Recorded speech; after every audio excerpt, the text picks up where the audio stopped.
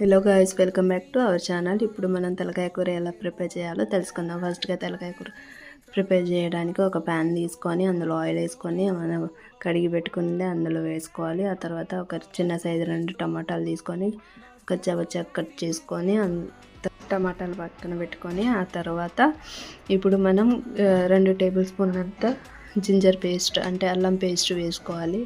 అల్లం వెల్లుల్లి పేస్ట్ వేసుకొని బాగా కలుపుకోవాలి. బాగా కలుపుకొని ఆ తర్వాత మనం కట్ చేసి పెట్టుకున్న టమాటాలు అనేది అందులో వేసుకోవాలి. అందులో వేసుకొని బాగా కలిపి పెట్టుకొని మూత పెట్టేయాలి. కొద్దిసేపు ఉడికించుకొని ఆ తర్వాత కొద్దిసేపు ఉడికిన తర్వాత ఇట్లా ఆయిల్ అంతా పైకి సపరేట్ అయిన తర్వాత చిటికెడంతా ఉప్పు వేసుకోండి. ఆ తర్వాత కొంచెం అంతా పసుపు వేసుకోండి. ఆ తర్వాత మీకు కారానికి తగినంత కారం అనేది వేసుకోండి, టేస్ట్కి తగినంత. నేనైతే ఒక టేబుల్ స్పూన్ అంతా వేసుకుంటున్నానని. ఇట్లా బాగా కలిపిన తర్వాత ఇప్పుడు మనం ఆ తర్వాత కొత్తిమీర పుదీనా తీసుకోవాలి.